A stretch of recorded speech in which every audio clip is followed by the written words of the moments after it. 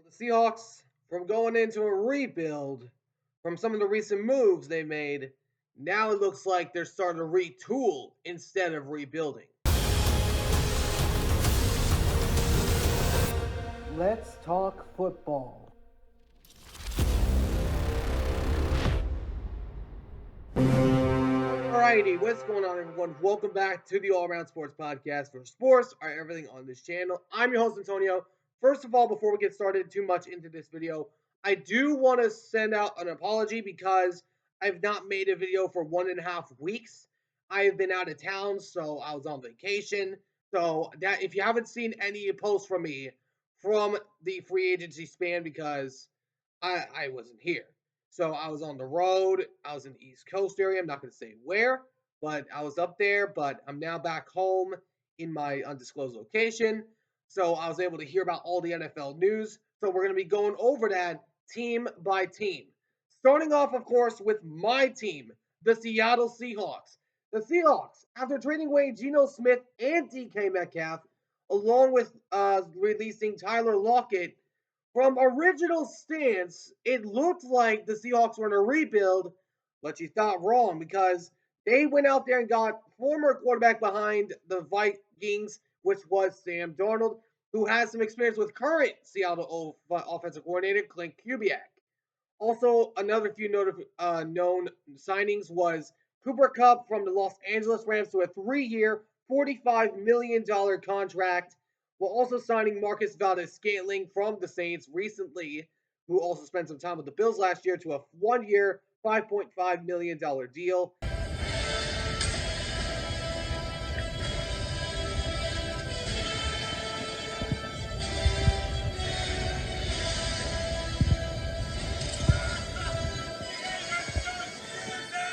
And then also signing former defensive end of the Cowboys, Demarcus Lawrence, who already had some beef, which I'll touch on that more in a later on video. But the question is, well, you already saw it from the title, which I believe they could be scarier than some people think this upcoming year because of some of the moves they've made. And I'm going to explain more about this in just a second. Before we get started, though, if y'all do enjoy this video, please be sure to do me a big favor and smash the like button down below. Subscribe if you haven't already. For now, let's talk about the Seahawks. Seahawks. I personally like this idea. I really do. Let me explain why. I know DK was a big piece. I know that. But he was kind of like a showboat guy. Kind of like a Richard Sherman version of a wide receiver. But the way I look at Cooper Kupp, he was born and raised in Seattle in the Washington State area. He went to Eastern Washington University, and he has he lives up in Yakima, Washington, which he is familiar with the area.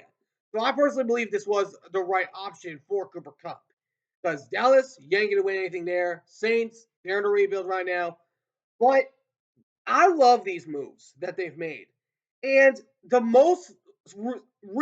biggest reason was because Clint Kubiak has some familiarity with Sam Darnold. Remember, when Sam Darnold was the backup quarterback in San Francisco, the year they went to the Super Bowl, which we all know lost, he was the offensive coordinator of that team. So the way I'm looking at it, the way they've made their moves already, I believe they're building the offense around Clint Kubiak. Because remember, last year, the first 2 games of the season that the Saints had, they blew out teams by like 40 points.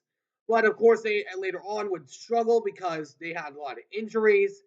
But the way I look at this team, you got Cooper Kupp, Marcus Valdez-Scantling, JSN, who's already there, K9, who's already there, Charbonnet, who's already there, AJ Barner, who was a rookie stud last year, and Noah Fant.